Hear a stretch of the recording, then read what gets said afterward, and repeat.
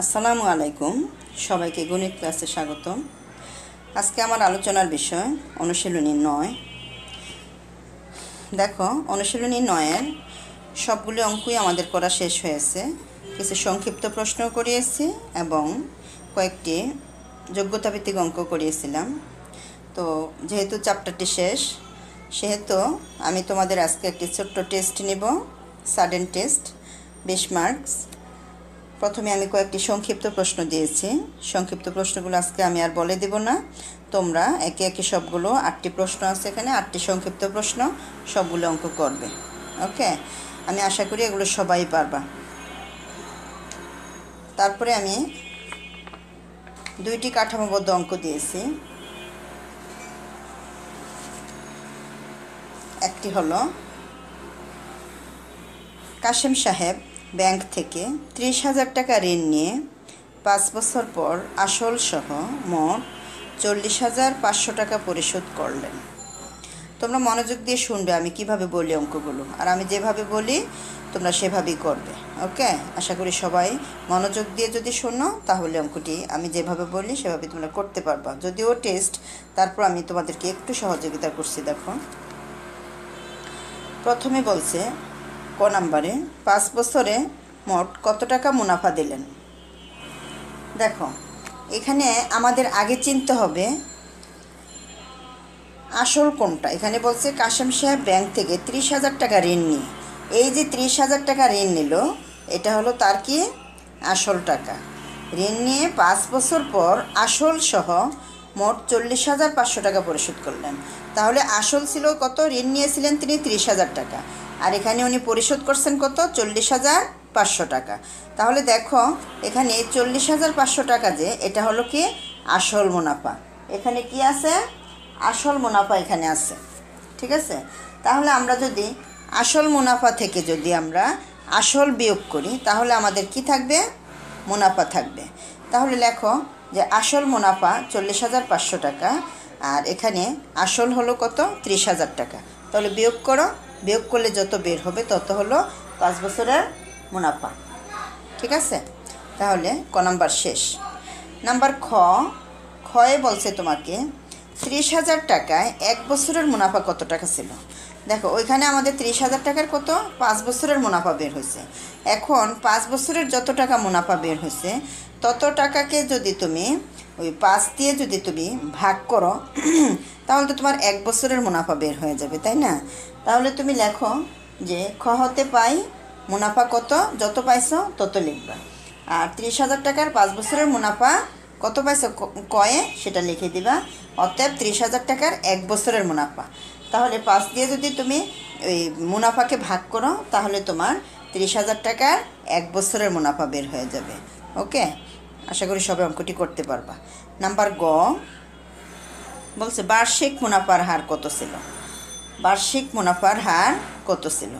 দেখো, এখানে তুমি দুইটা ভাবে অঙ্কটা করতে পারবা, যে এখানে 30,000 টাকার 1 বছরের মুনাফা কত ছিল, আর যে খনং থেকে পাই 30,000 টাকার 1 বছরের মুনাফা এত টাকা, তাহলে 1 টাকার 1 বছরের মুনাফা কত আর 100 টাকার 1 বছরের মুনাফা কত, তাহলে তুমি বার্ষিক মুনাফার হার পেয়ে যাবা।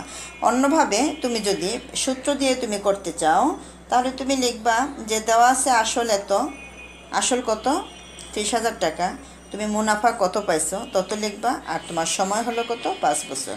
তাহলে অতএব বার্ষিক মুনাফার হার, বার্ষিক মুনাফার হার নির্ণয়ের সূত্র প্রয়োগ করো, তাহলেই তোমার হয়ে যাবে। তাহলে বার্ষিক মুনাফার হার নির্ণয়ের সূত্র কি, যে আমরা জানি বার্ষিক মুনাফার হার সমান সমান মুনাফা গুণন 100 ভাগ আসল গুণন সময়। এখন এই সূত্র প্রয়োগ করে এবার তুমি সব কিছু বসাও, বসায় কাটাকাটি করো, তাহলে তোমার অঙ্ক হয়ে যাবে। আশা করি সবাই অঙ্কটি বুঝতে পারছো। নেক্সট অঙ্ক দেখো, নাম্বার 3 বলেছে যে 15% লাভে 3,450 টাকায় একটি মোবাইল ফোন বিক্রয় করা হলো। কি করেছে, যে 15% লাভে 3,450 টাকা একটা মোবাইল ফোন বিক্রয় করছে। এখন বলছে ক নম্বরে বলছে মুনাফা কি। তাহলে এখানে মুনাফা কি, মুনাফা নির্ণয়, মুনাফা কি আমি তোমাদের সংক্ষিপ্ত প্রশ্নের মধ্যে করিয়েছিলাম যে মুনাফা কি। সেটা তোমরা লিখে ফেলবা। এটা কোনো অঙ্ক না, এটা মুনাফা কি, মুনাফা নির্ণয়ের সূত্র লিখতে পারো, অথবা কিংবা মুনাফা কি এটা তোমরা গুছিয়ে সুন্দর করে বলবা। নাম্বার খ, মোবাইল ফোনটির ক্রয় মূল্য কত? মোবাইল ফোনটির ক্রয় মূল্য কত? তাহলে এখানে তোমাকে বলছে যে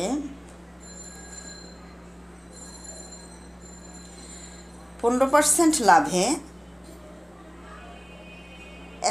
15% লাভে ক্রয় মূল্য 100 টাকা হলে বিক্রয় মূল্য কত? 100 যোগ 15 115 টাকা, তাই না? তাহলে বিক্রয় মূল্য যদি 115 টাকা হয় তাহলে ক্রয় মূল্য 100 টাকা, বিক্রয় মূল্য 1 টাকা হলে কত, আর বিক্রয় মূল্য 3450 টাকা হলে কত? তাহলে মোবাইল ফোনটির ক্রয় মূল্য বের হবে। ঠিক আছে। নাম্বার গ, মোবাইল ফোনটি 10% লাভে বিক্রয় করা হলে বিক্রয় মূল্য কত? একই কথা, যে 10% লাভে ক্রয় মূল্য 100 টাকা হলে বিক্রয় মূল্য কত? 100 যোগ 10, 110 টাকা। এখন তোমার কাছে চাইছে কি? বিক্রয় মূল্য চাইছে। এখন তুমি বিক্রয় মূল্য ডান দিকে নিবা। তখন চাইছিল খ নাম্বারে চাইছিল তোমাকে ক্রয় মূল্য তুমি ডান দিকে নিছো, আর এখন তোমার কাছে বিক্রয় মূল্য চেয়েছে, তুমি এখন বিক্রয় মূল্য তুমি ডান দিকে নিয়ে নিবা। লিখবা ক্রয় মূল্য 100 টাকা হলে বিক্রয় মূল্য কত? 110 টাকা। আর ক্রয় মূল্য 1 টাকা হলে কত? আর ক্রয় মূল্য যদি এখানে কত আছে, যে 3000 টাকা হয়, যদি ক্রয় মূল্য 3000 টাকা হয় তাহলে বিক্রয় মূল্য কত? ঠিক আছে। যেহেতু তুমি ক নঙে একটা ক্রয় মূল্য পাইছো, ওই খ নঙে একটি ক্রয় মূল্য পাইছো, ওই খ নঙের ক্রয় মূল্যটা ধরে এখানে তুমি গ নাম্বারের অঙ্কটি করবা, যে 10% লাভে ক্রয় মূল্য 100 টাকা হলে বিক্রয় মূল্য কত? 1 টাকা হলে, আর তুমি যে খ নঙে যেটা ক্রয় মূল্য পাইছো ওই খ নঙের ক্রয় মূল্যটা ধরে এত টাকা হলে বিক্রয় মূল্য কত করে ফেলবা। করে সবাই সুন্দর করে অঙ্কটি আমাকে দেখাবা। ঠিক আছে।